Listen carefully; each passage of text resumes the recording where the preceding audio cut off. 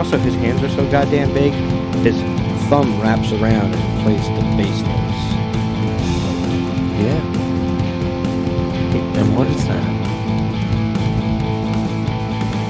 Hello, everyone. Welcome into another episode of Devil's Den Radio. I'm your host, DevilJon. For the last time in 2022. And as usual, I have some hippies. But What's up? It's just Singular hippie. Hippie Hey. Mike is here. What's going on? Hey. Merry holidays. Merry holidays and Festivus for the rest of us. Mm-hmm. Festivi. Mm-hmm. And now we're going into the new year. New Year's resolution style. And it's that time. You know, it's like, holy shit, man. Like, I can't believe it's but I think it's time for the new year, new me approach for the show, for sure. All right. Not that, you know, we sampled a bunch of ideas. You know, we have our, you know, reoccurring segments of sorts. But I think it's time to get more organized. You know? All right. And with that being said, I'm going to put out a mission that we, you know, pay some bills. But first of all, get those done first. Why don't you?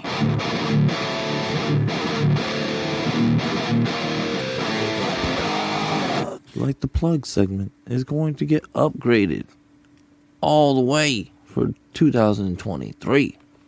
We're going to get some new peeps in here. I talked to a few different businesses to get some coupon codes. Coupon. Hell yeah, man. You got to get those coupons. Save all the money with the coupon. How about you? When you hear this sound, go over to devilsdenradio.com or go over to patreon.com/devilsdenradio and help take stock in the show, like Josh, Shane, the leader of the Tribe of the Den on Facebook groups. All right, so if you go on Facebook groups and you search Tribe of the Den, you can join in on some of the shenanigans, which that too is going to get more attention as well in the new year. All right, so I have some splaining to do, man. Oh, bet. I got some splaining to do. They're like, what are you doing? What are you doing, John? What are you doing? I'll tell you what I was doing. Well, you know, honestly, you know, I was going through the life change, man, in this chapter. This new chapter, man, was a big change. And I think that the show took not that it took I would say a significant backseat, but it felt like it was like, oh, like this is, but now I got to listen back, and I was like, oh man, like these transitions, you know, of authenticity that's you know you've gotten of DDR through the years. What kind of transitions are you talking about? Well, Like, you know, becoming the married, you know, Okay, all right. family man. It's like it is You're a right, big yeah. change. That is a big change. It's like, Yeah. you know, and I was like, you know, what is it? You know, it's a fucking title, whatever. But when it's game time, you know, to do, you know, what you need to do in that role, which is 24/7, you know, it was like, wow. I kind of wanted to have tantrums at times, in a sense. Oh, I know that feeling. Like, where it's like, you know what? No, man. What about me? Mhm. What about me? What about me? Like, I just wanted to, like, fucking, like have a tantrum. Like, and that's, like, definitely the thing. And I may have, you know, by her definitions, had some tantrums. You know, which she's not here to defend herself, but I'm being... She's like, yeah, you were, motherfucker. That's why you're talking about it now. Yep. He's like, shit, you can talk candidly now, motherfucker. But just remember, when you hear this sound, help us support us over at patreon.com/devilsdenradio, just like Mary, Josh, and Shane. which we paid that Podbean bill this year. Which now you can get all of this redistribution, which we're going to redo, like I said, the links description and everything. Everything's going to get a brand new bio and everything. Okay. Like, we're going to... the live stream has a new logo. Because whether or not people knew it or not, there was 2 logos that I had made for Devil's Den. Oh, I did not know that. So now when you go to the live stream, we're going to be able to see it with all the wonderful colors in the background that represent all the people that we want to bring into the conversation and blend into the conversation. But the newer, I guess the old-timey talk, because to let you know, it's like there's going to be some talking. Okay. Like, there's going to be a lot of talking. Talking's good. Yeah, so, like, the old school, like, fucking, I had a mic like that at one point, but, like, that got lost, and then so did my Shure 17A beta. Yeah, that was, like, do you ever like, think back nice on things one. that you've lost over the years, and you're like, damn, I missed that thing? Yeah, it's too much, honestly. Like, and that, not only that, like, I felt that way the other day about T-shirts of bands that I saw that are no longer bands and such. Like, I was like, oh, yeah, I have that. Oh, no, I don't have that T-shirt anymore. Yeah, I have that feeling when I wear a T-shirt and my gut sticks out more than it ever did. I'm like, oh, okay. That's why I got to go up a size. Yeah. Yep. It's like the shoulders don't fit anymore. No, the shoulders still fit. That's never an issue. No, that's always the excuse that some people are like, it doesn't fit in the shoulders. It's winter again, so I've been putting on clothes that I haven't worn in, a long time, almost a year. And surprising. That humbles a man. Tells you how you've progressed over the year. Apparently, I'm well insulated for this winter. Yeah. The flannel looks warm. Yeah. I was gonna say, like, this version of Hippie Mike, it doesn't look like you sell beef jerky. No. What do I look like? Because I'm wearing glasses today. Yeah, that's gotta like totally change the vibe. Right now, you look like you would sell me a handgun at Cabela's. Okay. I tend to lean towards the outdoorsy look. I think the beard kind of throws me down that's what I mean. Like, yeah, you kind of have, like, that's what I mean. Like, you have, like, a Cabela's, kind of vibe. Okay. Today. I mean, I feel like if I had a question about bait and tackle, that I would, come right to you. I'm not much of a fisherman. I know a lot about outdoor stuff, but fishing is something that, like, I did when I was young, but not much as an adult. Yeah. So I'm not a master fisherman. Yeah, well, I think my brother got into fishing. I know my uncles and my cousins and some of them, like, they fish and they go up to, like, Pulaski and shit like that and go for like the big shit. Big like trips. Yeah. Like, I never did any of that. I mean, I fished at local ponds a couple times, and I fished with a couple buddies a couple times as an adult. I'm like, all right, I'm not whatever. I don't know. Like, I'm just not a big fisherman. Like, but then again, like, also I'm not like. I'm very picky about when I want to eat fish, even. That's true. Like, I'm like... I never ate anything I caught. I always put back whatever I caught. Catch and release? Yeah. I was just there for the fun of the day. Yeah, you were just there to fucking inconvenience some fish's day. Mm-hmm. Throw a hook in its mouth and pull it on board, just take a picture and then throw it back in. Yeah. I mean, as far as outdoor goes, I mean, I don't really hunt either. But I do like shooting. Not that, like, I want all the hunters coming after me being like, no, yo, fuck you, like piece shooting. of shit. It's just, I don't know. I never... Fisherman. I don't have any use for all the meat Outdoorsman. that I would... Well, I'm sure I would eat it all. Yeah. It's not too bad. But camping's really my thing when it comes to outdoors and hiking and all that. See, I don't know. I'm not a big camper. Like, and then when I met Jess, she was like, "Oh yeah, like they're in like Boy Scouts," and I was like, "What?" Yeah, well, that's where you learn how to like, not it's not necessarily survival. I mean, yeah, the tips that you learn will help you survive, but even just how to spend time out in the woods, you know? Yeah. Building shelters, digging holes to shit in. You know? Yeah. My whole thing with the camping, most of the time I would say that, other than the urban camping, you know, with like when it comes to being, that's what I call being a musician, you're just an urban camper. Yeah.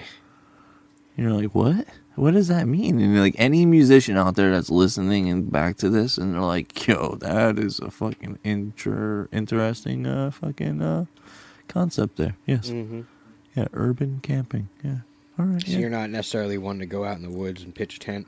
Not that Build a fire. I did a few like camping things, but like it was like kind of like it was a pitch a tent, you know, deal. Like I did like a church group thing, okay, like where we're at like a campground though. Mm-hmm. There was like fishing involved there, but I wasn't really about that life either. Yeah. Like, but whatever we caught though, they cooked there. Okay. And they did a fish fry with fresh fish. Oh, that's pretty cool. Hell yeah. Yeah, I bet that was pretty good. Yo, it was really good, you know, and that was rainbow trout, though. Trout's good. Trout's alright. Yeah, well, I mean, again, it comes down to, like, if you're ever in a survival situation, knowing how to do that. Yeah, I mean, if it's the only thing you have to eat, you're just making it edible so that you can eat to survive. It's not about how it tastes anymore, you know? Yeah, I get what you mean. But some of the stuff I've seen out there, some of these guys have like gourmet meals and stuff. See, I cheat a lot. I do kind of like a blend between camping and glamping. Like I'll come very prepared. Like you got the glizzies on stack. You got the fucking s'mores and. Well, as far as food goes, we'll prepare. We'll prep the food, but we do like we make these we take balls of tinfoil and we throw like vegetables and meat, ground beef, and just all kind of, you know, all in seasonings. balls. Yeah, and just like roll it all up in a ball, and then you throw that ball with all that shit in it on the fire. Just leave it there, and then you pull it off, and there you go. You got a full cooked, awesome meal. You know. You could do it on the fly too if you have like the meat with you, but you could do it with all veggies. You know. I wonder if you just build, or obviously you could just hang it, right? The meat? Yeah. Yeah. Yeah. That's cool. Away from your campsite, though. Obviously. That's right. Don't need them bears coming out in the middle of the night looking for your food. Fuck that shit, dog. Check the links. Well, I don't do that kind of camping. You know, if you're overnight like, in bear country, if I did that, you know, I'd have to have a weapon with me. I was gonna say, man, like, if I go camping like that, I better be strapped. Mm-hmm. Well, yeah, that's just a lot of guys do that. Oh yeah, most definitely. That's like, what do you think people go out in the woods to do? Yeah. Pop, pop, pop. Well, if they're hunting, yeah. I've been seeing a lot of hunters out lately because must be bird season recently. I think it's now doe season. Is it? I think it's doe. Well, a couple of weeks ago, there were some dudes out in the cornfield across from my house. They were setting up all the decoys. Oh, yeah. Attracting all the birds to come land. Okay. And then they were sitting behind a blind. And the cornfield was all chopped down, so I'm just watching it from my living room. You know what I mean? And I'm just like, holy shit. So I see all the birds come, and all of a sudden, like 3 or 4 guys just start, like, you know, firing away. And then I'm watching them out there go grab the geese, snap the necks if they have to, just pile them up over back by the blind, and then go for round 2. About half an hour later, same thing. Rinse and repeat. That's cool. Yeah, it was interesting. That's awesome. Thank you, guys. Because I fucking hate geese. Like, they're loud as shit.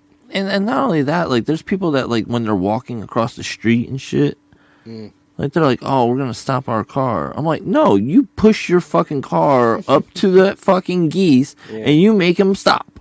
Yeah. You know what I mean? This is not like this. Like I'm not waiting for the whole school of geese to get the fuck across. All right, this is not how this works. You have wings, fly, bitch. I'm in my time traveling. Cool, I'm in my time traveling device right now. I'll wait as long as I have to. I think it's awesome to watch, like, nature. But it's never in the most opportune time. You're always like, But that's the beauty of it. That's what's so beautiful about it. Why? Because you're going to be running your busy life to just appreciate nature for a second. Why? But then, like the anxiety of the resumption of life, and then you're like, oh shit, I'm going to be late to work, or I'm going to be late to get home, or something. The 15 seconds it takes for you to wait is not going to make. It's not 15 seconds. Even These motherfuckers, the geese that fucking saunter in front of my fucking business, they're just rubbing it in at that point. They saunter, my guy. They get to the other side of the road. He goes, "You see how pissed that guy got? Yeah, we got him. Good. All right, let's go back now." It's like they have nothing else to do. They don't. Fucking birds. And they don't even belong here. Yeah. See, this is why we should hunt. This is our PSA. Help control the bird population. Yeah, I don't mind that. But geese, I do not like goose. I had Christmas goose once. Okay. Or I think it was one holiday, but then I tried it, and then like... Is it more like gamey? It is oily. Oily. Okay. It's like, like almost like kind of like that duck. Like, like how you can like cook the duck in itself. I like duck, but not a lot of it. Correct. It's not, and like I'm not eating duck every single night. But it's, I would say it's like oilier, like in texture. I don't think I've ever tried goose before. But you like the band goose. Love the band goose. They're phenomenal. Speaking of shows and such, Friday and Saturday now will be God Forbid days. Oh, that's coming up? Yep. Boy. Yeah, man. So, I will be going down to the Jersey show as a paid patron. And get to go see, God forbid, play with Nora. Cool. Shai Hulud. And Bleeding Through. So that's fucking cool. It's going to be like a little fucking like weird reunion of sorts. I think once you're all there, it's going to feel natural. And then you're going to be sad the night's over. Well, no, then you got Saturday. Yeah. That's cool. Yeah, so it'll be fun. It'll be like a reunion, for sure. Yeah, so then we, I was just talking to John today, actually, so shout out to John. Oh, cool. And we got, the wife and I, Hippie Soul and I are going to be, taking the road trip up to Massachusetts. Okay. She's never been to Worcester. So I was like, what? You got to go to Worcester. To the Palladium? To the Palladium, man. Nice. Yeah, so. I've actually been there. Yeah. So she's got to make the homage. It's not like the same thing as going to Metal Fest. Like, Metal Fest, it's just not it doesn't exist anymore. So it's like, so if you got to go to New England Metal and Hardcore Festival, you're privy into like some like elite shit right there, man. Well then, because Scott Lee, shout out to Scott Lee and thank you for putting on that production. Every year, man, it was like big as fuck. 3 days of like almost every single band that you think that you would want to hear. It really was. So whenever I'm able to say that I've seen such and such band, more times than not, it's because they played at that Metal Fest that I went to. And you got to see, and as a person that's not I would say the metal fan, but you got to see, it's like, oh shit, like, this shit's like a fucking, like a whole fucking like rainbow chart of different shit, like, but it's all extreme. I found my spot in the crowd that, my little body felt comfortable amongst the crowd. Yeah. And, I had a great time, and I just stayed there all day. And Watched every single band that came up and really just absorbed them all and really got into it. You stayed at the main stage, or did you go upstairs at all? I think I checked out upstairs, but I was mostly at the main stage. Okay. Did I tell you the story about how the guy from Killswitch Engage was standing right next to me, and like we were sharing a blunt, and I had no idea who he was until like an hour or two later when he was on stage. I was like, holy shit, that's the guy that was just standing here sharing his blunt with me. I'm like, oh shit. Yeah, that was Jesse Leach. Not the singer, one of the guitar players. Was he loud and boisterous? I honestly, we didn't talk. We were just watching the music, sharing a blunt. He just passed it over to me. I'm like, thanks, man. Super tall. He was tall. Oh, Everyone that was tall. Duckowitz then, Adam Duckowitz, yeah. Okay. He's a producer as well. He produced a lot of different bands. Really? Yeah. He had the spiky blonde hair. Yep. Okay, yeah, that was him. Yeah. Yeah, he's cool. I remember he was tall, spiky blonde hair, wearing a tracksuit, and that's yeah,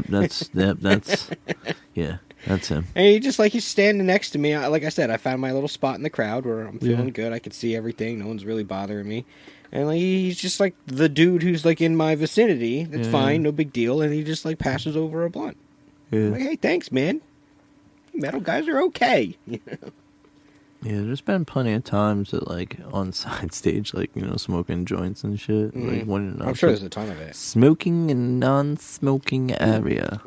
Speaking of, that's you to spark it up there, man. You can't fucking, I want you to check out my joint. Well, yeah, when you light it up and then you pass it over here. Now, you don't want to do the pre-light inspection? What? Like, all right, I'll take the pre-light inspection. All right. I'm pretty proud of that. Wow, that is a nice roll there, guy. Thank you. Thank you. Look at that. I mean, I gotta say, you're the one that gave me the tip about the filter. The crutch, the crutch or filter, whatever everybody wants to call it. People call it all different types of shit. Yeah, but how you tuck it into the paper? Oh yeah. Critical. That was a game changer. You're welcome, man. Seriously. Hey, when you can help a brother out, it's fuck.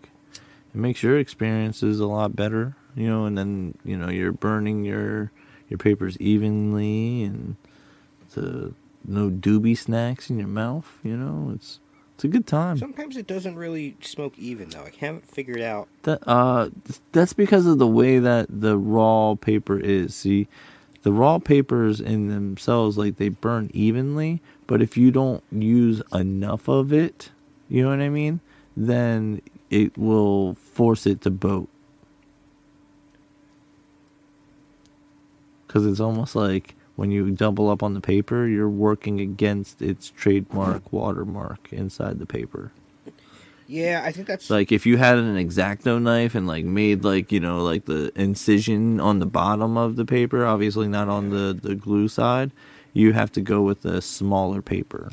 Like, 1.25 inch, that's, like, the correct paper size. Correct. But they have them, like, huge, though. I know. I mistakenly It's almost like you almost like get a fucking... What? It's like, what the fuck is this? Like a king-size pillow? What the fuck is it? I have ones that are, like, king-size, and honestly, like...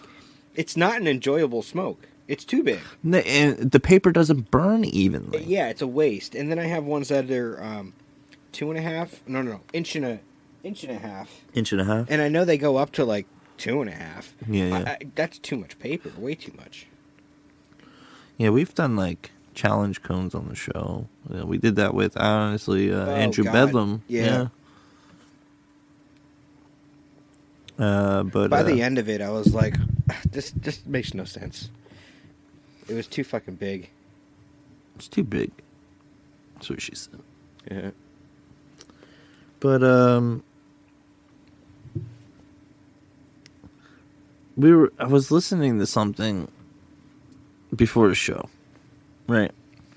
And for a while, I was like, yo, when I was listening to it, I was like, I like it because I like John Mayer. That's like a guilty pleasure. That's what you okay? Yeah. So then I was like, oh man, but like that lick, I was like, ooh, and I was like, I wonder if he played it live. And then I heard that version, I was like, I'm gonna get hippie with this one. And you didn't say who it was. You just start playing it. I just started playing it, I'm and like, you're like, yeah, what? What is this? Who is this? Yeah, it was kind of like, when like a curious like cat. It's like, hey, what's going Well, I on do over that here? a lot. You know? Like if there's something I like I want to know what is it? What am I hearing right now? And I knew that you knew the artist. Mm-hmm. You just needed to hear the voice. Well, I recognized it when he started the song because he was like noodling before it. I'm like, whatever this is good. And then I started to recognize it, and then when he sang, that's what gave it away. Yeah, that's what I mean. Like, his voice is pretty distinct. So, Because I'm pretty sure I have. obviously his guitar abilities is pretty unique as well. Oh, he's a master of the instrument. Yeah, I like him, and I can appreciate it. I would like that's something that like if you were like, hey, let's go see John Mayer, I'd be like, let's go. Yeah. Yeah, I mean, which is weird there because will be like a it's bunch like of douchebags in the crowd because it's John Mayer. Yeah, but I think now it might be a little different because he's really been spending most of his time around the Grateful Dead and that group for the last 4 years or so. Yeah, and I think because of that though, it's gonna make his tickets like skyrocket in value. He has the respect of a whole other crowd now. Yeah, so now they're going back and they're listening to these tracks and they're like, wow, this motherfucker's got some shit. Yeah. And it's not just Your Body is a Wonderland. Honestly, Yeah. he barely ever plays that song, I'm sure. And when he does now, I'm sure it's actually awesome the way he does it. Because he's just a good musician. I'm not fanboying over him right now. I feel like I'm defending him a little bit because he does get a lot of shit. You're preaching to the choir, my guy. Okay. All right. So you don't have to defend him. I fucking played him for you. That is true. That is true. It's not like I think I had that album that you were playing, that track was off of. Live from Nokia Theater. Yeah, that's a good album. If you can get the whole thing, listen to the whole thing. Well, I did. That's what I mean. Oh, like, okay. I listened to 3x5 that. is my personal favorite off that one. Okay. But, yeah, I was just listening. Because sometimes I like to listen to just random shit. Because when I'm writing, I don't listen to anything genre adjacent. Mm-hmm. I go completely bipolar opposite. Because I don't want influence, to seep or be pulled anywhere. I want it to be organic. And since I'm gonna be writing again with fucking Rob on Monday. Nice. Going back to Jersey. Which we gotta fucking get our Devil's date, bitch. You're still procrastinating on our Devil's date. Yeah, and you're acting you're acting like we're a bunch of fucking losers, my guy. What are you talking about? You acting like like you don't want to go watch. Well, we did kind of get our asses kicked by Boston, though. Yeah. On Pride Night of all nights. The team is looking strong. I've been able to watch a couple games. There's only I think 6 more fucking home games in the season. And that would be affordable. Before it gets crazy, because once it comes springtime, it's playoff time. Yeah, and especially if they're in contention. A little bit. This is the team. I think I don't know. I think we got a little bit talent. They've been they got a couple guys on the injured list. Yeah, there's that happens. I always get a little nervous that it fucks with the flow. On the ice, but also in the locker room. And it's because I've been watching Letterkenny and the spinoff Shoresy, because now I see what goes on in a locker room and how important that momentum is. Yeah. And how it translates to the ice and everything. Yeah, man. Holy shit. I forgot to put the live stream on. I noticed that. I was like, oh, are we just recording for later? Okay. I was like, oh, damn. I didn't put the live stream on. I was like, hey, guys, we're going to go live. This is delicious, by the way. I forget which one that one was. Whatever it was. It was one of those ones. some of those things. By the taste of it, it kind of tastes like the soap. Remember that shit? Yeah. The soap was one of my favorites. I obviously the Tyson stuff like kind of set the bar. If I'm not mistaken, bro. it would be the Myrcene. Am I correct? Yes. What you like the knockout, right? The knockout. Oh no, we like the sativa. Myrcene, the number one terpene, Yep. motherfucker. Yeah. Look at me, Justin, be proud. There it is. All right, now we're back online. There we are. So, anybody? Sorry, guys. There's a whole like half hour of this that you missed, and I apologize. But it's recorded. Yay! I did that. Yay. Yes. So yeah, we're here now. We've been here, but now Yeah. you know we're here. Oh man, Shane's gonna join us because he man, I fucked up. I think he's here. Yeah. What up, Shane? Yeah, I forgot to click. What's up, Shane? There you go. I'm Did just he sending text you? him. Yeah, he texted me. He's like, "Yo, y'all going live tonight?" I was like, "Yeah," and I was like, "Oh yeah." I'm like, "Oh shit!" I definitely looked we've over been and I was here like, "I hit record." Talking to nobody. And then I'm looking and then talking to nobody, just talking to ourselves. You know, just a bunch of assholes. Thank you, Shane. Sorry. But yes, welcome into the live stream as well. And thank you for all your support through the year, man. This is it's a big it was a big year. Shane is our rider guy on the show. Hell yeah, man. This is like the three amigos. That's true. Like these are the three amigos. Yeah, we go way back. Hell yeah, man. This is it's a conversation that had started off, you know, from, you know, doing the bad luck stuff, and then it was like, oh well, just you want to keep that going? You're like, yeah. Well, what are we gonna call that? And I was like, well, I already had a show. I just have to resurrect it from its hiatus. Yeah, it happened almost like seamlessly. And you supported it all the way through. And Spaz, and then then the Spaz turned Cabin Boy, you know, which, he, held it down in the corner, which we were trying to build a boat at Bad Luck Days. We were trying to build a boat corner.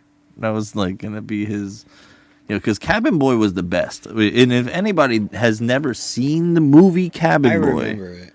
Oh my fucking goodness. Like, you should check that shit out. And the only reason why I said that shit was because he had a striped shirt on. And anytime people see people in striped shirts, they're always like, Beetlejuice. And I'm like, Cabin Boy. And then they're like, oh shit. Like, That's a very niche audience. yeah. It's like, damn. It's like, did we just become best friends? It's like, yeah, I think we did. All right. But then he became the first Slumpkin King. That's true. No, that's not true. I know. I know it's not. Because the original Slumpkin King is right here with us live. But I never wanted the crown. But he never wanted the crown. He never could handle it. No. And the only reason why he was like donned it was because him explaining it. Which we don't have any recordings of that anymore because Bad Luck's, stuff got wiped apparently. Oh. So you got nada out there, dog. Whew. So he's like, whew. That's a whew. That's a whew. That's a whew. Oh my goodness. Wow. The crown is where it belongs now, and that's what matters. Yeah. But I have some backed up files. Yeah, I'm sure. I'm still never going to run for president. Yeah, I have some backed up files. Expect some hush I think money, I have. guess. I know I have. There's a lost Devil's Den radio episode with Ruben. When. Oh yeah. Yeah. There's a lost one with that one, Oh, that's a bummer. but I found it. Oh, well then Yeah. it's not lost. Why'd you say it was lost? Because it's like I can't throw it out now. I can only throw it out only on Patreon, or so it doesn't fuck up the RSS feed even more then what? The algorithm like feeds fucked up the goddamn iTunes shit. The iTunes is fucking shit is all fucked up. Like all the numbers don't line up. But then when you go to Spotify and you go anywhere else, everything else is fine. But it's just iTunes. Like it's like said, fuck you. That was like such a long like engagement though to try to get into that. What, iTunes? Yeah, like you have to for you to be accepted into it. So you can't just like create some like stupid bullshit and to be submitted. Well, Apple's supposed to be, or the elite, or they're special. Well, it was the birth of the fucking podcast. That's true. That's why they call it podcasts. Yeah. Yeah. That is true. Do you think Apple gets a royalty? And I only say that because of, because like the Mac was the only one that like said, let's take this little screen and make it a computer. And everybody bought them up. The iMacs.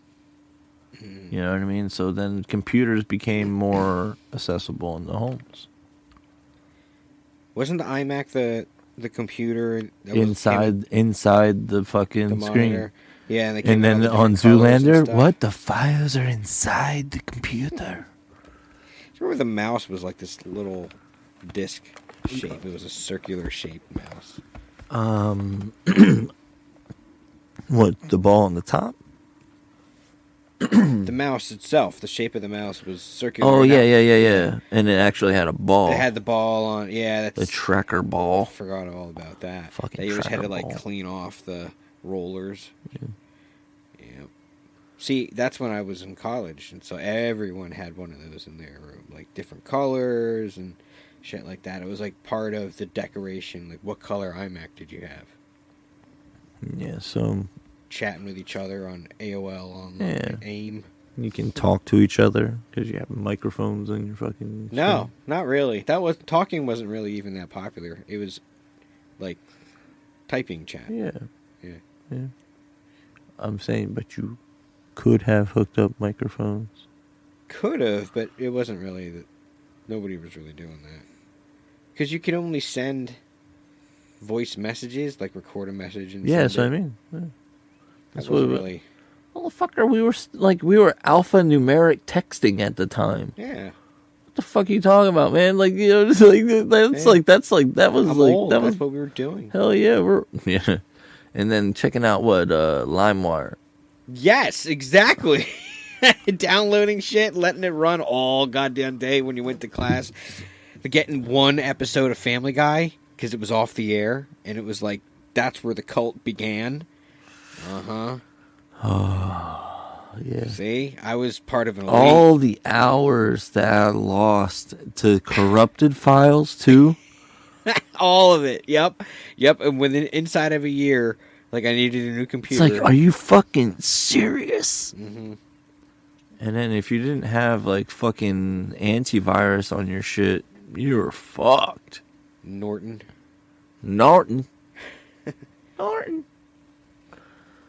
Yeah, man, your shit was fucked up. That was like PlayStation 2 days. Yeah.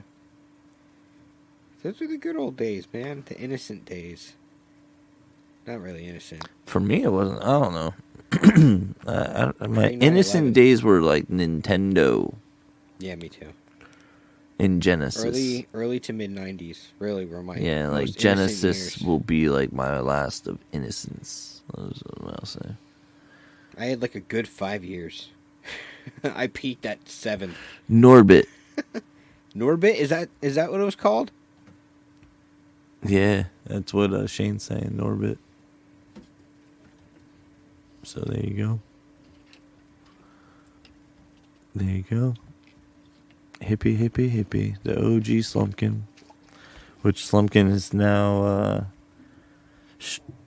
still over there twitching. Just twitching over there in the twitching corner.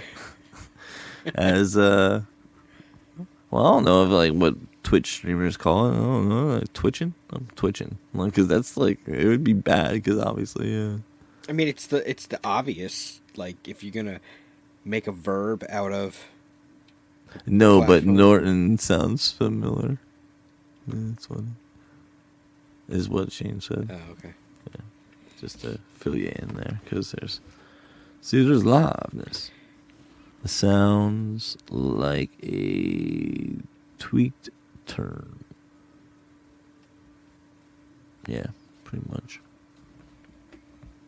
I'm listening to the flute going on downstairs. Yeah, I was gonna say, yeah, we got. It's good. I'm enjoying it. Yeah, she is a good player. She's a good flautist. She's a good flautist. She plays the fuck out of her piccolo. The piccolo.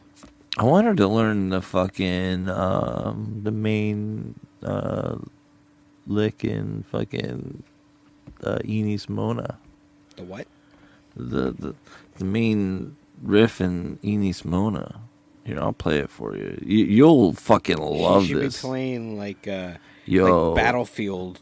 Yo, okay. Tunes. Okay. Ready? All right. I'm gonna make your fucking like eyes like welt up, because like it made my eyes welt up and shit. Because like when I saw this live at Metal Fest, and I was like, oh my goodness, like if you have any piece of Gaelicness in you, like your heart just starts to feel great. Oh, okay.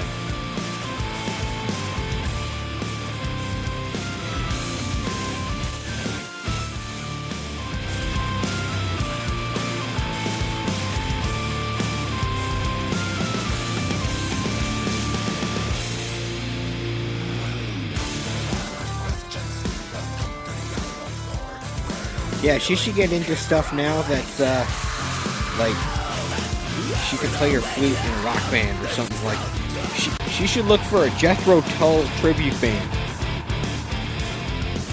There's a flute solo here.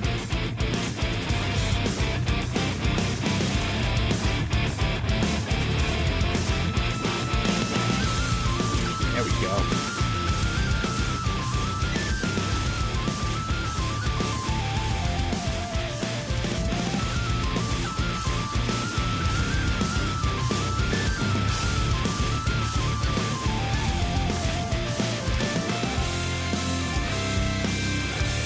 That was pretty badass. Right? I know that you're not. He obviously, brings in some death metal stuff, but like their stuff is primarily. There's like hurdy-gurdy and shit in there.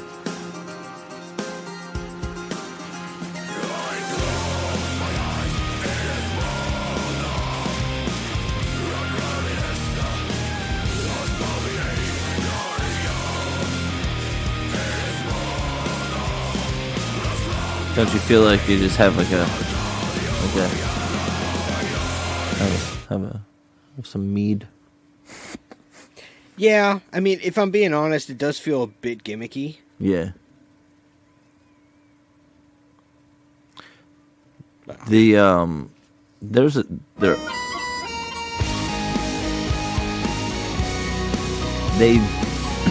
found it out with this one though, because they found out that the girl could fucking sing her ass off. And this one, I would say this is the more popular one, but because of it. That's why I was like, I could see you listening to this. I turned Hippie Soul onto this. So far, it's good, but are they going to ruin it with, like... Oh, no. Okay. No, that's what I said. Fuck off. Hold on. Alright, see...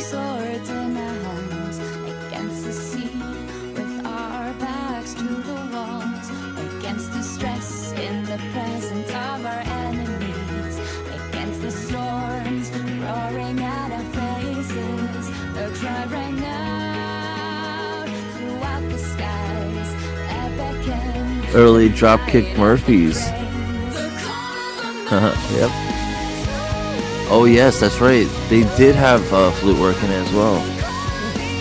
That's right. Terrible.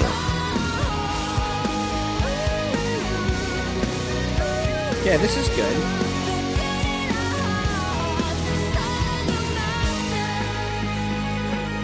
That's what I mean. Like, they found out that this chick could fucking sing her ass off, and they were like, let's make good songs. So yeah, pretty gimmicky, as you say, but... The second one, not so much. First one... Well, the first one was like I would say like their first crossover success. Yeah. They're from Switzerland. Just felt forced. Yeah. Well, you know how it can be. I mean, you gotta be... I guess you have to be delicate with the way you blend. That many sound. Instruments? Yeah. There's a lot of fucking... Like, when they set up, right, there was like... I saw a hurdy-gurdy getting set up, and I was like, yo, that's a fucking hurdy-gurdy. And then, like, Ant looked at me like, what the fuck? And then, like... And then he stood next to me, and he actually watched. And then...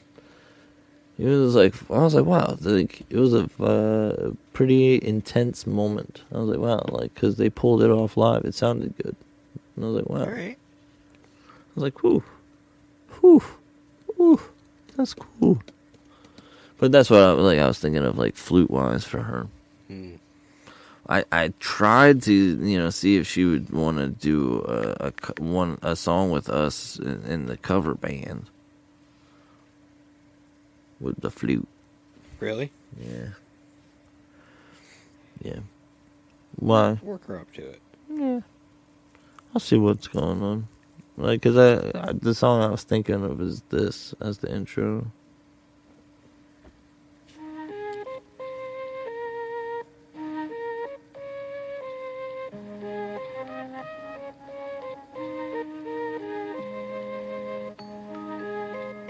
Sounds like a lullaby.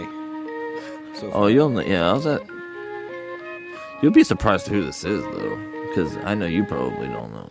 All my favorite songs are slow and sad. All my favorite people make me mad. Everything that feels so good is bad, bad, bad. All my favorite songs are slow and I don't know what's wrong with me. Ooh. But that flute right there, I was like, I can hear it. Did you ever see the Boondock Saints? You've seen the Boondock Saints, Yes, eh? of course. And I unfortunately seen the second one because I don't think the second one holds, we don't talk holds about that. much as much. But We don't talk about that. what? Well, it exists, motherfucker. You can't say that it don't exist. It does exist. You know? It was, we could talk about that for a second, I guess. It came out 10 years too late. But it wasn't... It got tied up in, like, a court battle for 10 years. The script was written 10 years prior to it actually being filmed. So at the time it was filmed, the actors had aged, and even the storyline, like, almost... They had to fix the original script to, I guess, compensate for the fact that, like, 10 years had gone by. And it fucked with the flow. It wasn't, I don't know. It wasn't a good sequel. It just wasn't. Get somebody to play a theremin. Right? It could be so easy.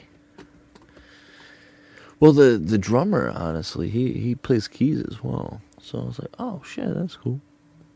For who? In the cover band. Oh, okay. Yeah. I was like, Get him a little mini keyboard. I wanted, Jess wanted a keyboard to learn stuff. And I was like... That's pretty cool. I was like, it's not... I was like, it's... When it comes to learning, music, I would say it's the easiest. Because it's just like, it's spread out. You know what I mean? So it's like, oh, okay, cool. And you can literally start people off with a simple chord with just 3 fucking fingers. Yeah.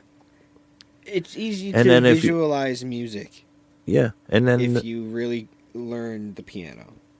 And along the way, you'll learn dexterity, you know what I mean, and hand-eye coordination. And then feel.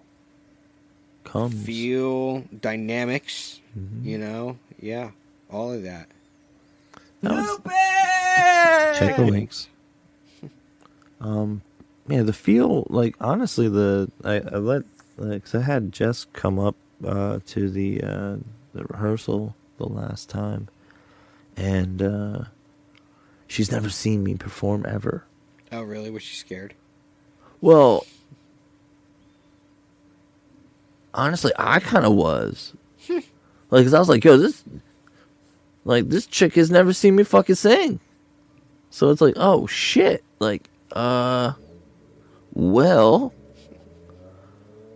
I don't want to be like that guy that's going to be standing there, like, serenading you the whole, like, No, practice you're or a anything. performer. So You're then not- it's like, but then I also showed her, like, with the room, the way that I have to have the microphone, I can only stand in a 2-foot cube without feedback. I was going to say feedback, yeah.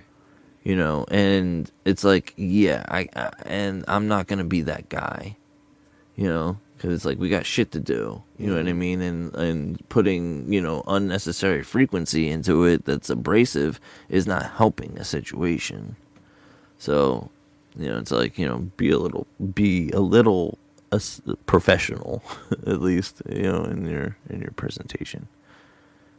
And that's when I showed her, because as soon as I moved it closer to, like, you know, to show her, it's like, yeah, I can't move. I have to have this on the microphone stand right here. Yep. Because it's just a fucking rectangle.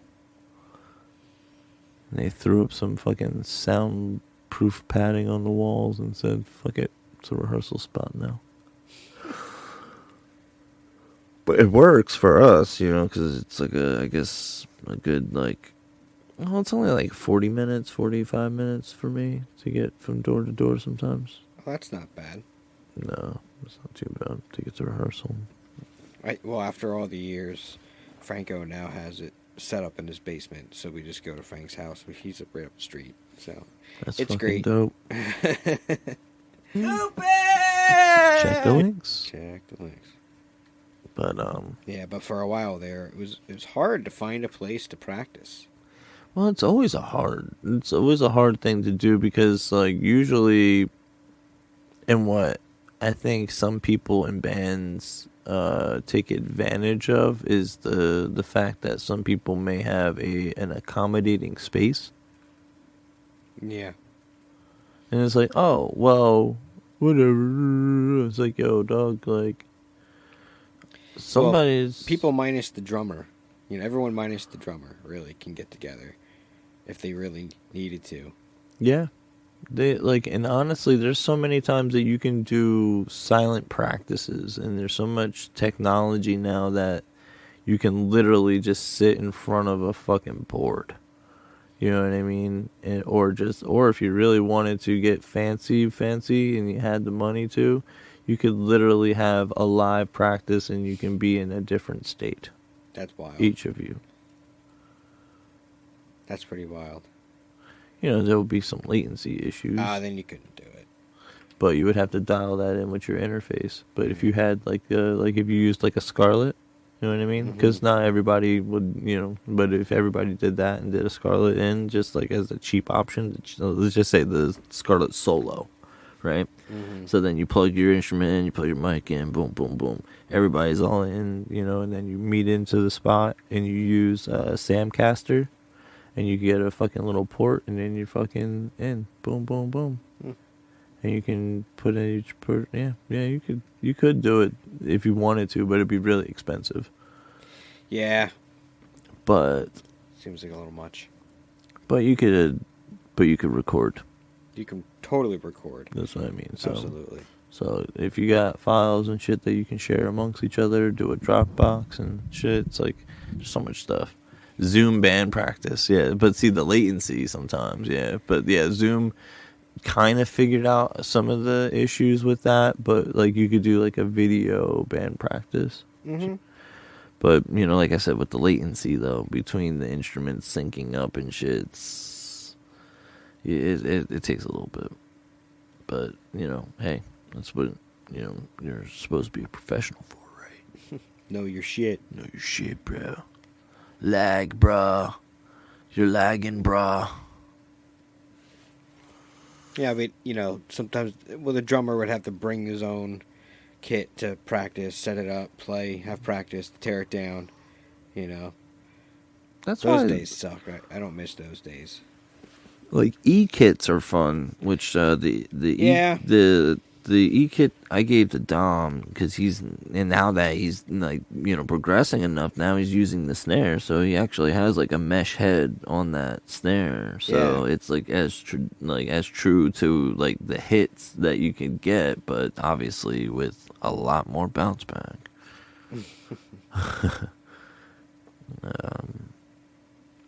I always feel when I go back to, like, when I'm fucking around with, like, E-drums and then I go over to traditional drums. Yes. It's like this, like, There's the oh difference. my goodness. Like, not only the tonal aspects, because it's like, wow, I have so many different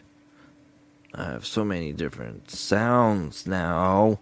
Instead of hearing, like, I hit it over here and it's a boom, and I hit it on the side a little bit and it's a rim shot, and it's like, no, but on this shit, you have so many more tones, and dynamics, and stuff like that. Absolutely, it's like, it's overwhelming at first. It's loud as shit. Yes, behind the drum set, and then I almost like tap at it. Like, I'm like, I don't want to hit this thing too hard. Well, they're meant to be hit. I get that, but usually I'm at the guitar center, so I'm like, I'm not trying to be that guy that's like trying to be like, So what I really like now is Bluetooth earbuds that pretty much are noise canceling. The ones that stick right in your ear. Yeah. So I can play along to stuff so much easier now than when I was younger. You put the earphones on with like a hat over it or something like that to like keep it stuck to your ears so you could kind of hear while you played along. Oh man, those were the days. Yeah, or your little earbuds like that. Yeah, I was gonna say, man, I still got my buds. I got new buds too. But it's still fun. I didn't play my drum set for probably about 3 years because I just didn't have it set up. And then when I finally set it up and started playing again, I forgot what the drums felt like. Oh. What? He said just grab I always fuck up the pronunciation of it. The cajon? Cajon? Cajon? I should have taken a picture. And some hand percussion stuff. Got it covered, my brother. I have. Yeah, I was gonna say he's Mr. Spoons. All right, you don't know this man? He's the spoon man. So last week we had to cancel a gig, but because of the weather. But I was going to be playing a Cajon drum kit. So I have like a kick pedal. It's a wire system, so it's like a wire pedal. For the Cajon. So that's the bass drum, and then Meinl makes this acoustic snare. It's meant for like you can play it with your hand or play it with the hot rod style sticks. Okay. The bundle sticks. Oh, gotcha. So I have one of those, and then I took 2 splash cymbals, 10-inch splash cymbals, and I made them hi-hats. I took an old hi-hat stand, and so I got a snare, a hi-hat, a bass, with the Cajon, the Meinl thing, and then I have. They're timbales, but they're miniature timbales called timbalitos. It's a 6-inch and an 8-inch. Okay. Set them up top. Boom. Those are my little makeshift toms. And now I have a splash cymbal that's like kind of wavy and curved called a trash former. I forget who makes it. I love it. And no matter how hard you hit it, it makes the same sound, just at different volumes, which I love about that cymbal. Splash cymbals, you really got to lay into them to get that splash sound. If you don't hit them right, they don't sound right. Yeah, you gotta fucking give it something like... Yeah, this one sounds good no matter how you hit it. So I'm like, great. Don't have to hit it hard. It's always going to have that sound. Reliable. Love it. And then I have next to me like it's a carpenters or contractors like a rolling tool bag filled with percussion instruments, shakers, tambourines, all kinds of weird shit, kashishis. Anyway, so I'm digging that. That's my right hand. My left hand, I have a conga set up. I was debating about having two, but I only need one, really. Just a low-toned conga. Yeah, and then I was thinking about putting the djembe in there somewhere because it just looks cool having it set up. Maybe am I right a little bit? Anyway, so yeah. He said that the kick pedals are awesome for those. And, yeah. He said just throw some congas or the djembe in and some random other percussion stuff. Yeah, that's pretty much what I got going on. The hi-hat I thought he was said pretty that cool. He's always loved the vibra-slap. I have one. I used it in a song that'll be on the next album called Chupacabra. It's a nice little section where the band drops out, and I just throw a vibra-slap in there. Pretty funny. Yeah, man. See an opening, you take it. That's the name of the game in percussion. You gonna let me fill this space? I got one masterclass lesson in percussion from a legitimate percussionist, Billy Martin from Medeski Martin and Wood. And I'm not going to go into it, just look them up. They're fucking awesome. He's really, really good. Anyway, one of the main takeaways from that lesson, which was like 2 hours long, we really got into it, was percussionists don't wait for their space, or they have to like create their own space. They can't take it from anyone else. They just have to create their own, like, in the sonic space that exists. So it's weird, the perspective of a percussionist. Oh yeah. Which let's get to some I guess New Year's resolution. Since this is the last one before the new year. Okay. Do you have any traditions in your sense of like what you do for New Year's? I usually watch the fish show. You watch, yeah. That's They're, right. they're starting yesterday. They started last night. They're going to play every night up until New Year's, and then they have a big blowout at the turn of midnight. They have a gag they do, so there'll be a thing that happens that no one knows about, and we're all speculating what's it going to be. A couple Halloweens ago, they dressed up as these sci-fi space soldiers and did a set. I don't know, like 8 or 10 songs that they wrote specifically for this gag, like a little album's worth of whatever. So we don't know what the gag for this year, New Year's, is, but there's pictures a fan took of the rafters at MSG, which they're playing at right now, of a dummy dressed up in one of those sci-fi soldier outfits hanging from one of the rafters. Now, nobody made a fuss of it. The band hasn't mentioned it, but it's just hanging up there right now. And so they're wondering if that has something to do with whatever gag is going to happen either tonight or on New Year's. Who knows? Never know with this band. You never know. You never know. Let me tell you. But I'm keeping you up to date with all the fish antics.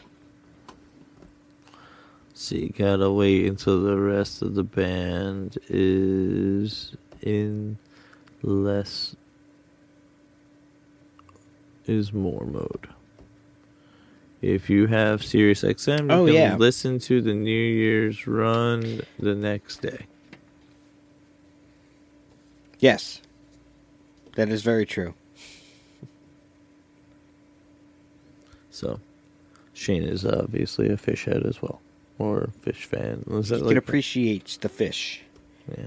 He likes from Vermont. He likes his fish sticks. But to his point about the percussion, that it was actually another. Like I said, I like their funky jammy stuff. That's kind of cool. Oh too. yeah, that's kind of cool. Like their songs are weird. They're just weird. Yeah, they were in college when they wrote them. They're weird dudes from Vermont. They're just nerdy, weird guys, and they had some help from other songwriters too, like other I guess lyricists. I don't know. Like if I had to say though, like I maybe like you would probably be able to pull me to a Dead & Co. show before a Fish show though, because I think like when I think back to like it's like okay cool, can I think of a song?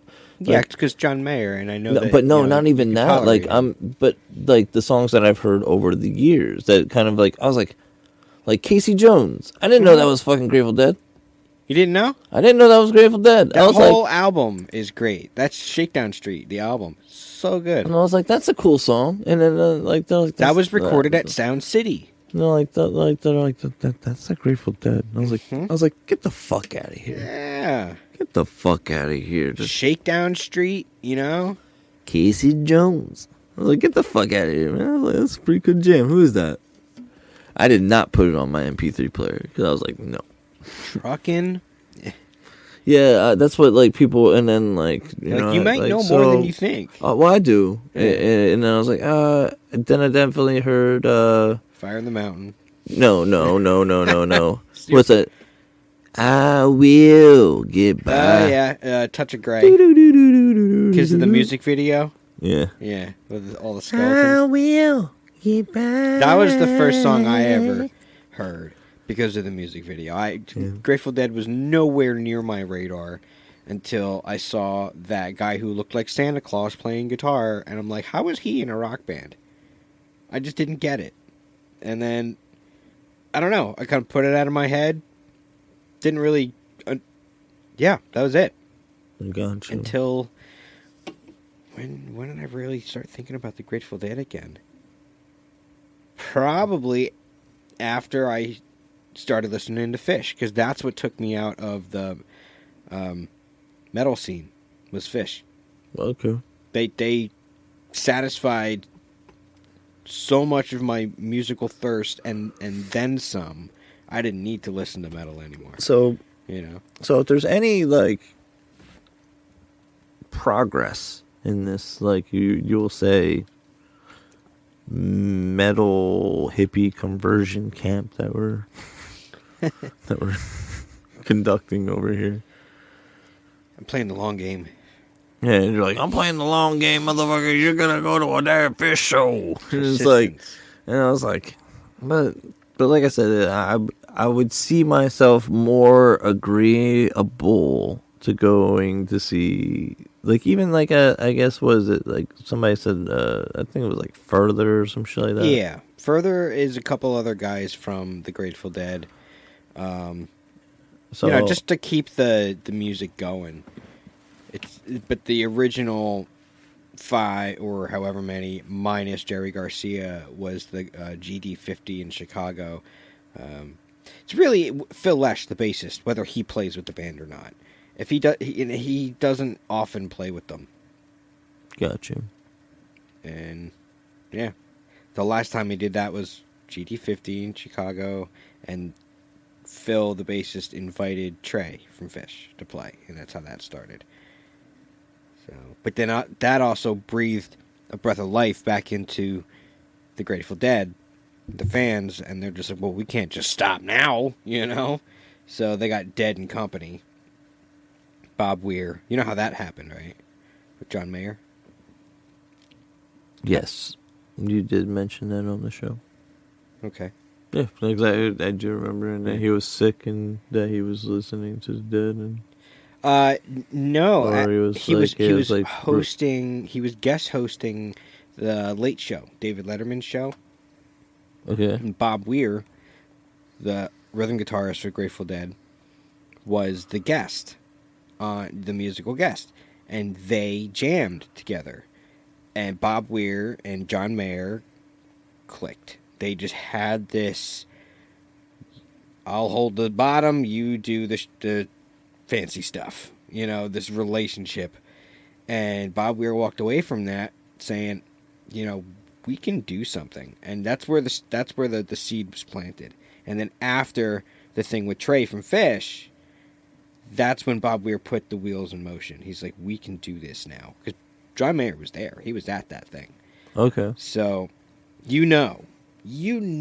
Bob Weir at some point in the night said to John Mayer, like, you know, look at your schedule. Let's see what's going on here, because we need to do something, you know. And then the bassist for that, O'Teal. Do we need to talk about him? Fucking awesome. All right. Well, like I said, like, you know, that would be like the only group that I would say like that's in your world that I would be like, you know what, that's agreeable. You know what I mean? They announced that next summer is their last tour. So let's go. Okay. I'll go with you. Okay. That'll be the compromise. See, but I don't think it's like not that, like, it's a compromise on whose part? Like, both. On both? Because I want you to come see a Fish show, because they will melt your fucking face. And I just want to see the look on your face after Fish just completely annihilates you. Because I don't think you still are convinced that they are capable of that. And I'm telling you this. I'm telling you this I've seen a lot of, like, but, like, also I've seen a lot of, like, what I would say, like, you know, obviously in separate, you know, periods of my life, but, like, fucking crazy masterclass musicians, you know, so it's like, you know, there's a lot of things that, like, and it's like, oh, in this band, you want to watch this guy and that guy. It's not even so and much like, that. Like, now I'm going to start nerding out, though. Like, everything about the Fish experience is top tier. It will be the best sounding show you've ever heard. We're talking, like, fucking 3D sound, and I could say 4D, but, you know, there's no such thing as 4D. Yeah. This is legitimate 3D sound where you feel it's so crystal clear and so good. There is dimension to the sound. Happy holidays to you as well, Chris Wilson. Thanks, man. But anyway, back to the Dead & Company shows don't hit like that. Yeah. They really ride on the nostalgia part of it. It's a major, major factor in, you know, their draw. Yeah. Well, like Fish I said, you just gotta see, you gotta experience it, man. And so that it is a compromise. If you're willing to go to a Dead & Company show, that's like, I'm gonna piss people off now, but that's like, I'll settle for that. No, I think if anybody, like, if anything would be unsettling, would probably, like, be like, I'll go see Dave Matthews. You'd be like, yeah, no. I mean, I've seen Dave, like, I don't know, maybe about 10 or 15 times. I stopped after a while because, again, Fish quenched my thirst, so I didn't need to see anybody else. And now I can't think about seeing Dave again. Because I was sitting there calling out the set lists, man. I'd be paying attention to them, like, oh, they played this and that, so the odds are we're going to get this one tonight and this one. I was shouting them out. I was like, these shows are getting too predictable. The jams go nowhere. They just go in circles for a couple minutes. And, yeah, no, it wasn't good for Dave, though. You know, I'm happy for him. Are you really milking that thing? I was going to say, do you really mean that? Holy shit. No, I do. Oh, no, man, because, like, good for Dave. No, when he came out, there was nobody like him. The way he played guitar, you try to learn a Dave Matthews song on guitar, tell me how your fingers feel afterwards. The motherfucker plays a whole weird-ass, inverted version of guitar. But that's where his sound comes from. If Hippie can get the devil to hit up a Fish show, I will attend it as well. See, I've been working at this, barking up this tree. Maybe for a years. midpoint show between states like Chicago or something. You know what? That's possible, because I would be down for that. Yeah. They tend to hug the East Coast, though. I hate to say it, Fish. We're blessed to live in the East Coast, because this is where Fish is. Yeah, they usually hang around the Northeast and then shoot out to Colorado, but they do touch Chicago every once in a while. They've had some good shows. Northern Island, I saw at 311 at Northern Island. That was a great place. Yeah, it's right on the water. Well, we'll have to. But like I said, the Grateful Dead was the music. I would be like more enjoyable. I know for sure. I know that, like, cause like there's a lot of times, like, cause when I listen to something new, like I'll hyper focus on what like I like about the song a lot, and be like, all right, well, where is that guy? Okay, So I like that. Like, you know, like let's say it's just like it's like, ooh, that guitar lick. That's a pretty cool guitar lick. Who's playing that? I think by now I really know the kind of music that turns you on. I also know You're like, it turns you on. both bands very well. Grateful Dead versus Fish. Yeah. Comparatively speaking, I don't know why I can't talk tonight.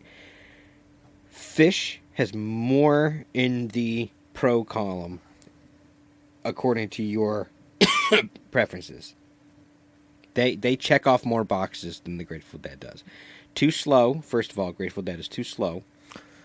Yeah, no one musician is going to blow your mind. It is pretty much a collective sound you're listening to the whole time. With Fish, you don't know what kind of energy you're going to get. Most of them are upbeat. They do have some slow songs, but even those slow songs wind up by the end like your fucking balls are tingling. They're so fucking good. But anyway,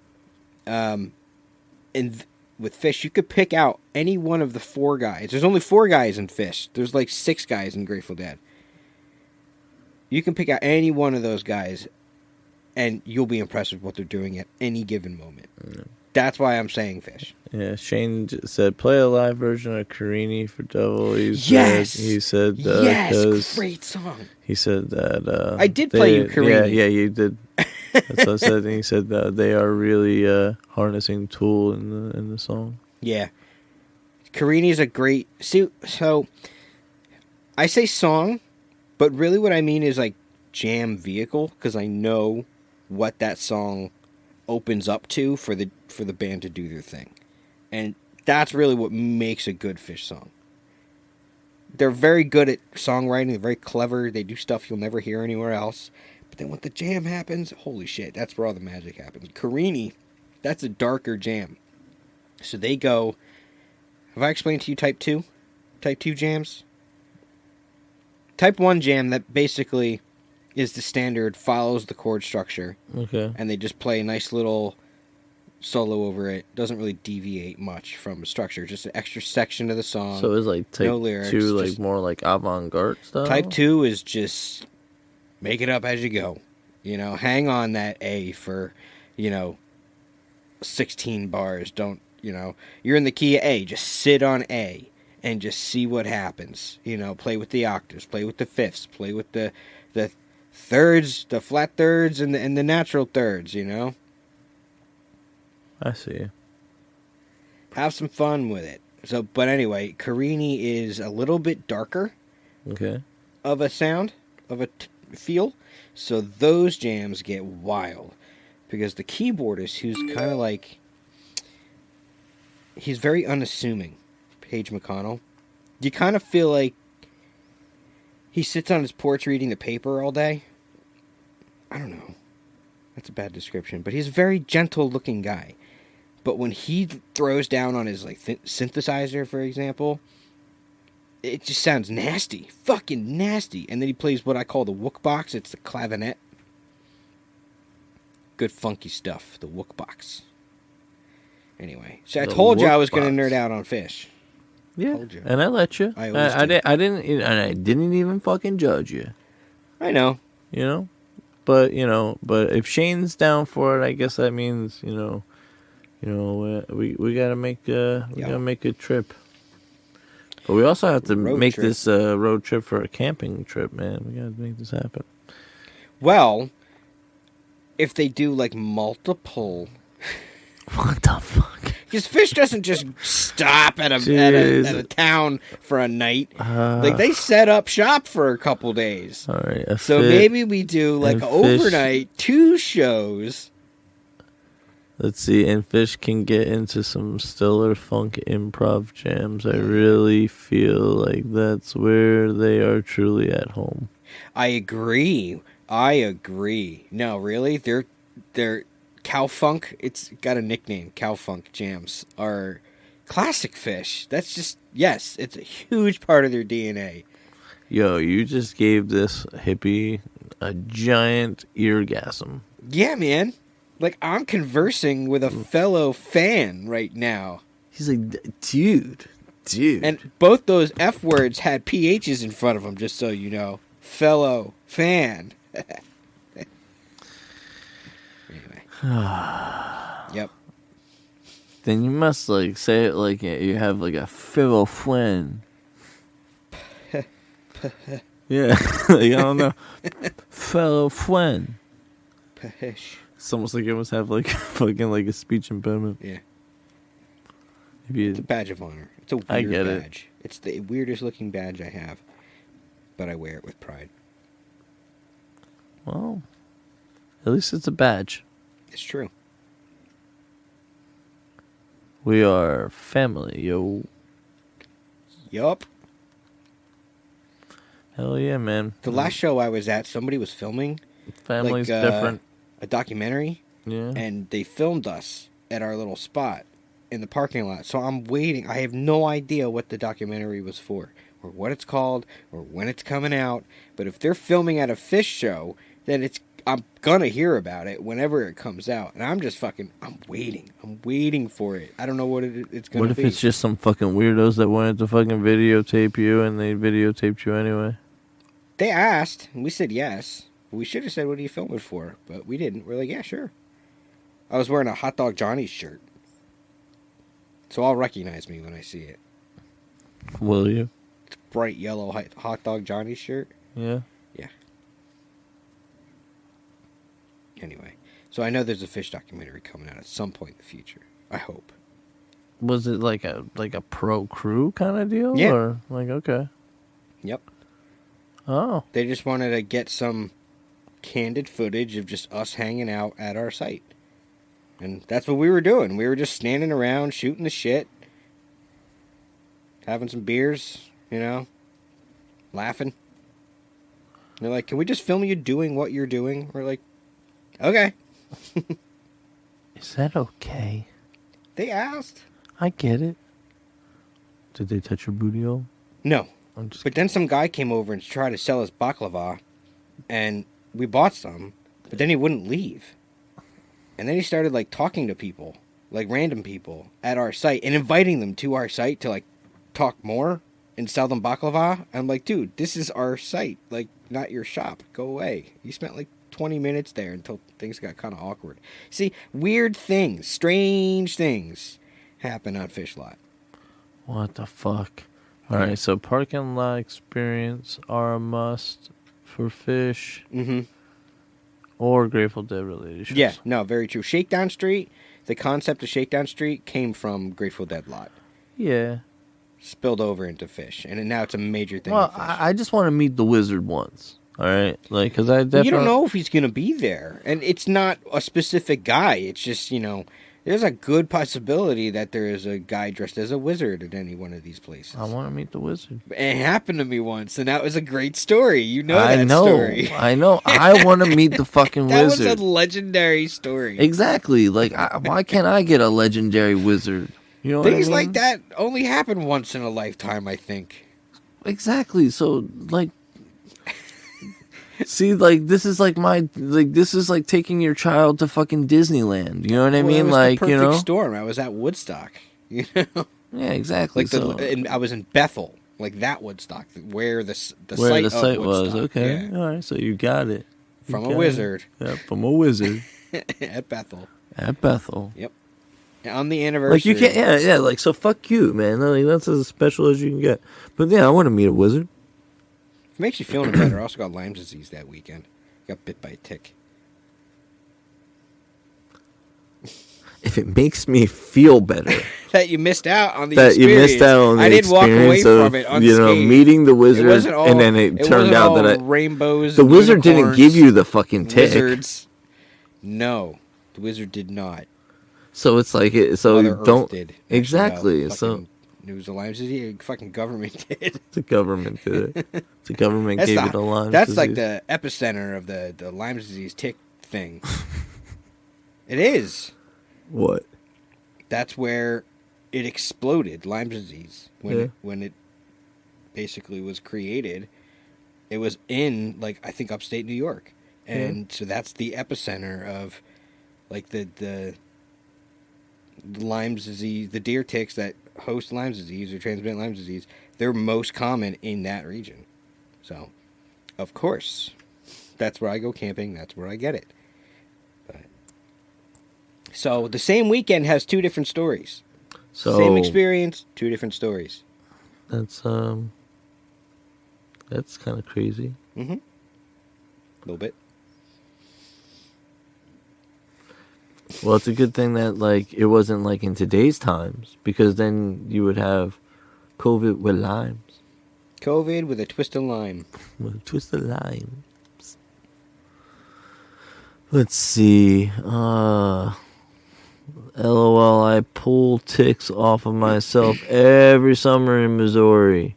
Even if I haven't been in the woods, those motherfuckers are everywhere. Corona with lime. Hell yeah.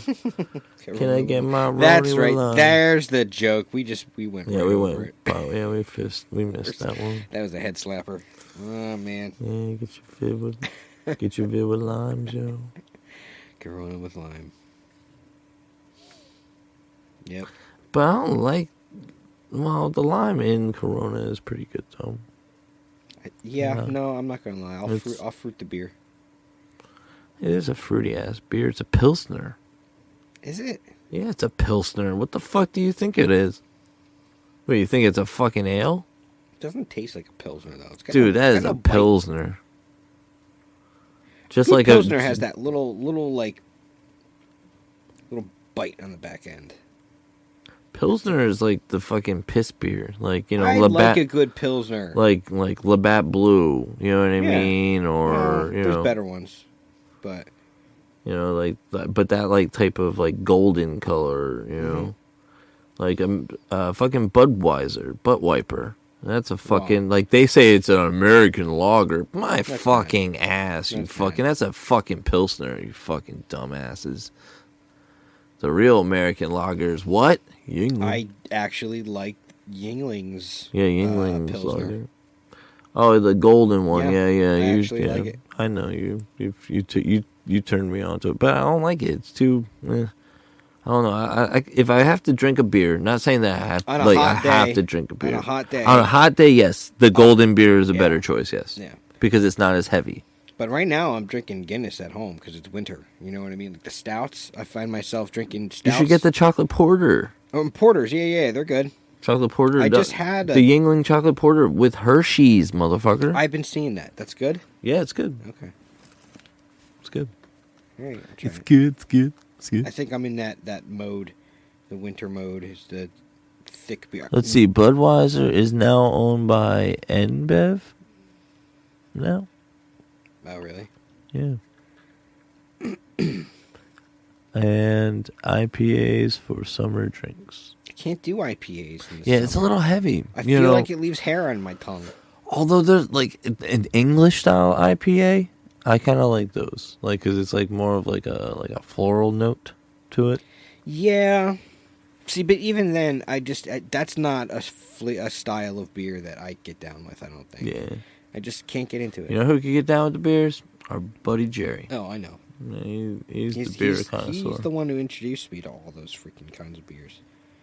Oh, that, and there was that Porter's Pub down in downtown Easton. They have that beer, that mug list. You get a mug with your name engraved on it if you complete their list of like 60 different beers, and they're all like these weird ones.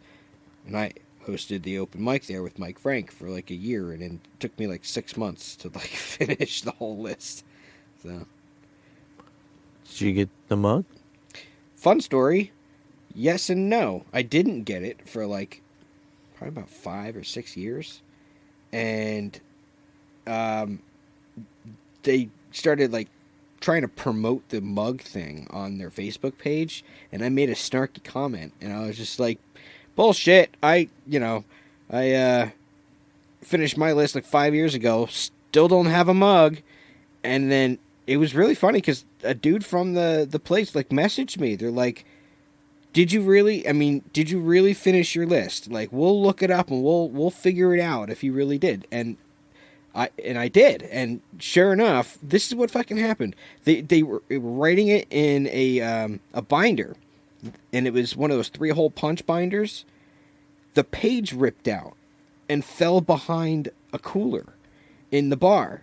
So they literally pulled the cooler out to look to see if anything fell back there, and that's where they found it. My name was on that one sheet of paper that fell behind the fucking bar.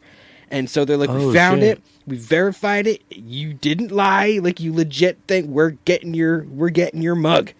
So I don't know, maybe like a month later, they call me back, they're like, we got your mug. I was like, cool, man, awesome. Never went back to pick it up. Like, I've still never been back to pick it up. It's there somewhere. Wow, dude, you went through all that fucking... I know. You went through all that shit. You made them fucking... They moved something that they haven't moved in half a fucking decade. All right? No. And you're like, when I got the time. Yeah, and that was... years ago. Probably about 6 years ago now. What the fuck, man? Yeah. You didn't give I'm up. kind of a dick. I'm the asshole in this situation. Wow. Am I? I did the blast on Facebook, and they went through all the trouble, and I was like, thanks. Jeez. Well, it should have been a dead giveaway when you were like, I blasted them on Facebook, because I was like, you're about as active on there as me. Well, I'm not active on social media anymore. Yeah, that's what I mean. Like, yeah, that's what I mean. Like, you're as active Not as active. I am. 2016 and before. This is, we're talking. Yeah. You stopped. Yeah. And you're smart. I stopped putting my opinions out there. I'm not getting lambasted just for having a thought or two. I don't need to tell Ciders make my tongue feel fucked up. Like it feels like hair is growing on my tongue. Which ones? Ciders. I can only do like one or two. Yeah, I appreciate a cider, but I can only do one or two. He said, but the real Belgium quads is where it's at. Belgians, I'm a fan. Yeah, I like the quad IPA once in a while. With what was it? Blasphemy from Weyerbacher. It was aged in whiskey barrels. So it was pretty good. I like the. See, this is different. We're not talking about food. We're talking about beer. So yeah, it's like food adjacent, right? Yeah, sort of. See, I said the fucking F word. Shit. But we're also at an hour and a half. So. Oh my god, I've been looking at the Podbean time, and it's only at an hour. I forgot. But, all right, yeah. But the New Year's resolution, though, I'm going to be a little bit more active for sure on social media. So you'll be seeing a lot more posts from Devil's Den Radio. There's going to be a lot more, merchandise and such. We're going to have Devil's Den Radio ashtrays. So if you want to feel like you're a part of the Connoisseurs Club, feel like you're a part of that Connoisseurs Club, and have a little taste of that, get a hand poured by the Hippie Soul herself ashtray. Galaxy style. I got a couple. I've been using them. Oh yeah. You got the coaster set. Yeah, which is great because we definitely needed coasters for our coffee table. It's got this like pleather kind of thing, and you put like a pint glass on it, and like it doesn't tip, but you always feel like it's gonna, So I'm like, finally, now I got something solid to put a drink on there. Yeah. My drink can sit on this, and it's not gonna move. Let's see. I can talk about beer all night long. I'm somewhat of a beer snob. That's awesome. Yeah, I used to drink more in that, but now I would say I'm very snobbish in the sense that like I only drink once in a blue, but like when I do, it's got to be fucking good. Like if like you hand me a shit beer, I'm gonna be like, no, thank you, guy. And they're like, oh, come on. No, I'm sorry. Like, I won't lower my bar lower than Stella. Stella's okay. Yeah, I'll do Stella. Like, it's like, I would say that, like, that's the Stella lowest bar. Artois. Yeah, it's like the Stella or like the Yingling. You know what I mean? I That's always as thought the Stella was a pretentious beer. Like, you make me pour out of this other tap just because you want to carry around a fancy glass? Douchebag. The chalice. What? Oh, yeah. That's right. The chalice. Mm-hmm. I know. We had to have special glasses just for if they ordered a fucking whatever. Wow. Fuck you, man. Stella, that's right. I blanked on Stella the word. Artois. Yeah, I blanked on the word. Yeah, I was going to say, we just said it, too. I know. That's how my brain works. Like, you already know this. Just keep swimming, motherfucker. Shut the fuck up. I'm making a point. Dory fish. Exactly. So, obviously, this motherfucker is going to start getting more ginkgo, in his fucking... Ginkgo biloba. To help with that memory. Yeah. Hell yeah. And then he's going to be like peas and carrots all over again. I have been slacking in the brain department lately. I'm going to be hitting up the supplements.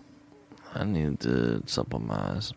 Which, in the links description, FNXFit got you covered for a lot of that stuff, especially like the super greens and things. That's why I'm going to go purchase some more of that. Brain boost. Yeah. That's what I need. Some alpha brain, yeah. So, let's check that out. But, 2023, let's see, Missouri is finally about to get Yingling distribution in 2023. That's awesome. Oh, good for you guys. Yeah, Yingling. I mean, don't expect much. It's just a good, well-balanced, well-rounded beer. It's good. Yeah, I was going to say, it's like... It's a lager, so you know what you're getting into, but it's a good one. Yeah, like, if you thought, like, if anybody was like, oh, man, Budweiser, it's like, yo, Yingling, motherfucker. You know what's funny? I didn't realize Budweiser was a lager. It isn't, but they say it's America's lager. That was, like, disappointing. I'm like, this is not a fucking lager. Exactly, and then you drink a Yingling, and you're like that's a lager. You know? But Sam Adams, Boston Lager, is a competitor. That is a good one. It's a regional preference, I think. And, it is. And here, we're Yingling people. Sam Adams, for people that are not into the hoppier notes... It's a little more hoppier. They're going to be like, no. Well, no, I mean, I think Sam Adams has more presence of the notes. Shit, and they passed rec use in November. I guess we're going to make a road trip to Missouri. All right. I mean, we have it next door. I know. And you have you're to pay a extra card-carrying for member it. now, Yeah. so what do you get? I'm just saying, hang out with our friends. Yeah, it's true. And we can burn freely. Well, I think... How long did it take for the stores to open? Do you remember in Jersey? Like a year? 2 years, maybe? About 2 years, yeah. Yeah, and we had some bumps internally that we had to get over. The prices are still insane. I know. I actually went just the other day. Stood out in the cold for half an hour because they can only let a certain amount of people in. I tell you, it's very, very well run, tightly regulated, but they don't fuck around there. They don't. But anyway, yeah, half a gram of distillate for 65. Half a gram, 65. Suck my dick. Yeah. It hurts because it's like almost gone, and it's only been like 2 days. Yeah. And you want to think in your mind, it's like, yeah, that's worth it. But here over in PA, it would have been like 45. For a half gram or a full gram? Half gram. Like at max. Yeah. And I think that's Jersey. It is, because that was the compromise. Yeah. I guess, Well, yeah. they get their taxes out of it. And I always said, before it went legal, tax the shit out of me. I don't care. I will pay it as long as I just don't have to get in trouble. As long as I don't get in trouble. Like, that's it. He said, Shane had his med card for a hot minute, too. He said, I still keep my med card, though. Med gets better percentages than rec, yes. Oh, yeah, same thing here, too. Same thing here, too. Yeah, I get full choices of whatever Yeah, I no. want. We have a very limited menu. But it's still, it's better than nothing. You know what I mean? Like, Yeah, that's what I'm saying. you know what I mean? Back in the day, it was like whatever fucking homie had. It was like, Skitzel Fritz. It was like, what's I a definitely Skitzel think Fritz? that New Jersey is the Karen state. I mean, there's Karens everywhere, Yeah. but I think New Jersey, per capita, probably has more Karens than any other state.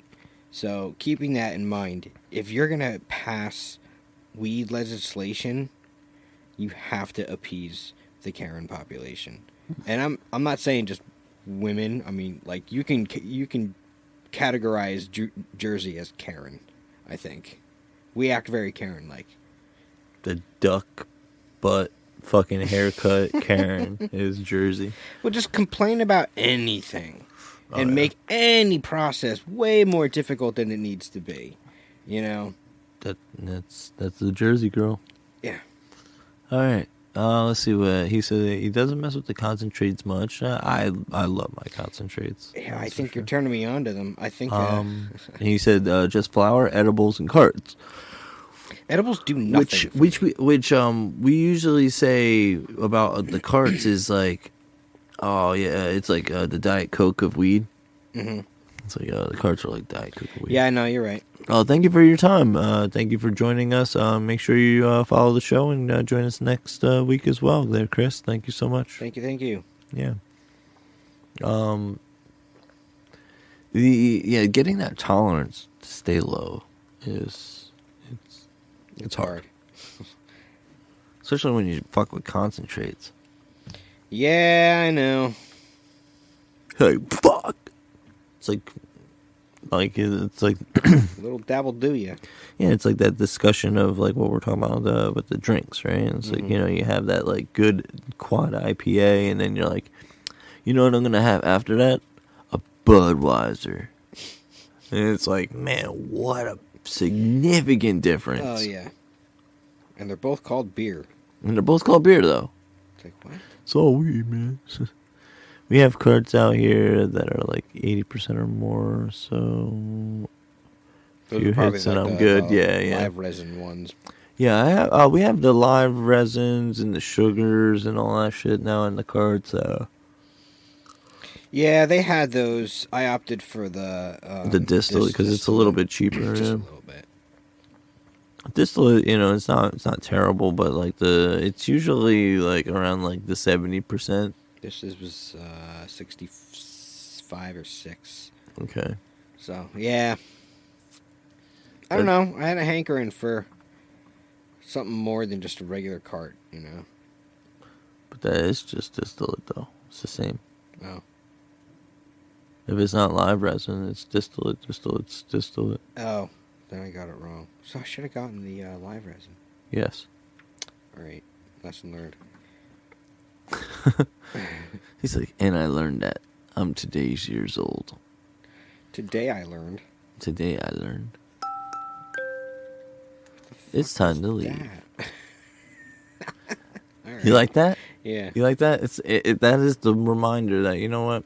We got to get the fuck out of here. All right. Sounds So, and that's my fantasy football team that's going to win me some money. good. All right. Woohoo. Let me turn the fucking notifications off. I'm done. All right. But no, thank you so much for making 2022, Shane and Josh and Mary, the three of you. But now, since Shane, you're actually here in the live sense, thank you very much for, kickstarting the Tribe of the Den. Thank you very much for being, a true brother, in a sense. Much love right back to you as well. And we appreciate it. We're going to be putting together a nice care package of sorts for you so that you can enjoy that. And then also for our other Patreon peeps, you got a care package coming your way as well when the new year comes. Because we got some big things coming on. Got some more guests that we're going to be bringing in. We're gonna bring in some of these infamous characters from our bands, and see what's going on. See what they're thinking. Because sometimes at band practice, conversations get fucking wild, but you're there to do a job, so it's kind of like you keep chit chat kind of like minimal, but. Mm-hmm. So it's kind of good to get some people in their natural space. So we'll see how that goes through the year, and who knows.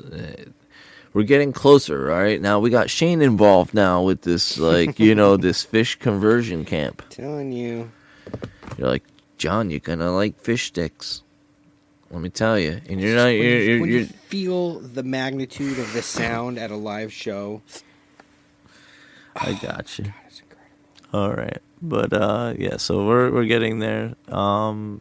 This tribe. This thing called Devil's Den Radio has grown beyond the belief of the anticipation of what I would think would occur with this, and the fact that we have solid connections with new brothers, new sisters. You know what I mean? That's kind of a touching feeling, especially closing out the year. That was just a crazy transition. It's like, damn.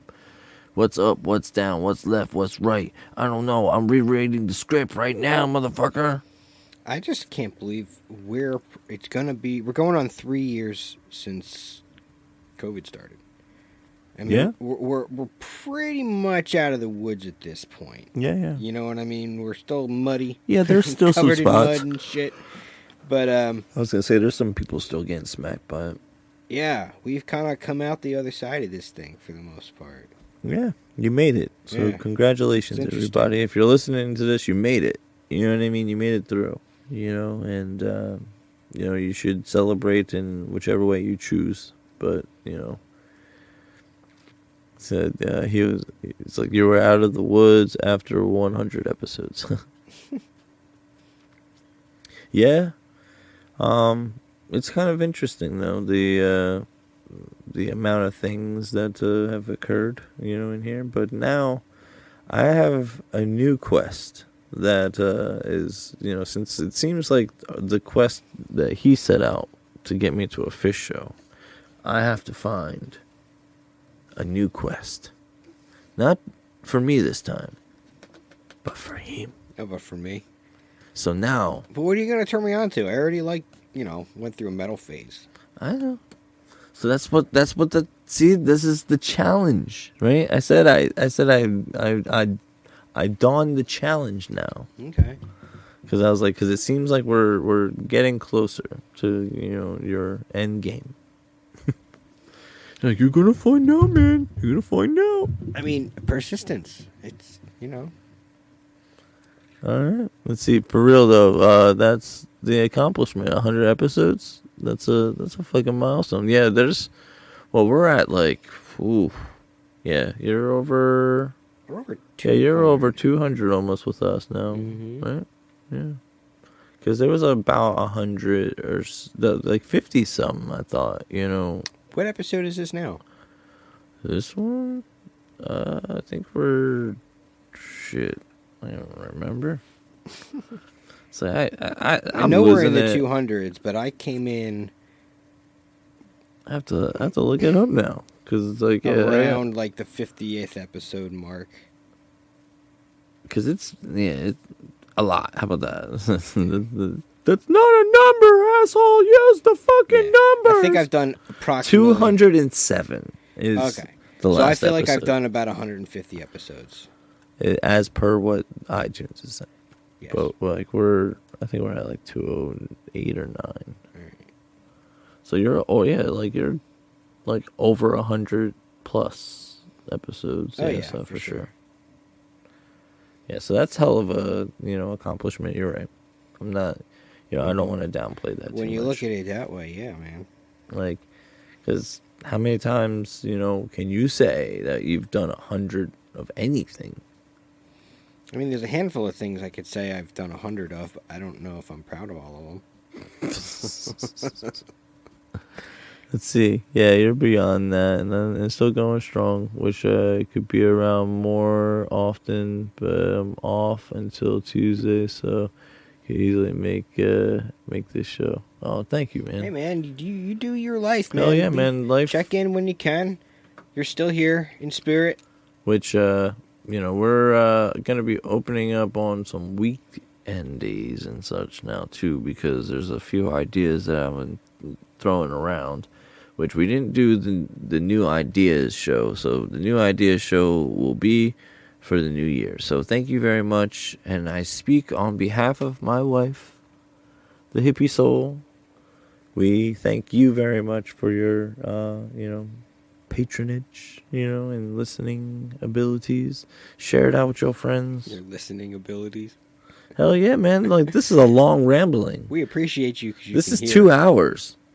This is 2 hours. Like, if you were listening to all this and you listened to this end, hell yeah, man. Thank you. Your listening abilities. 2-hour episode, year-end episode. All right. Yeah, we didn't intend on it, but this is what you're getting. Yeah, that's what you got.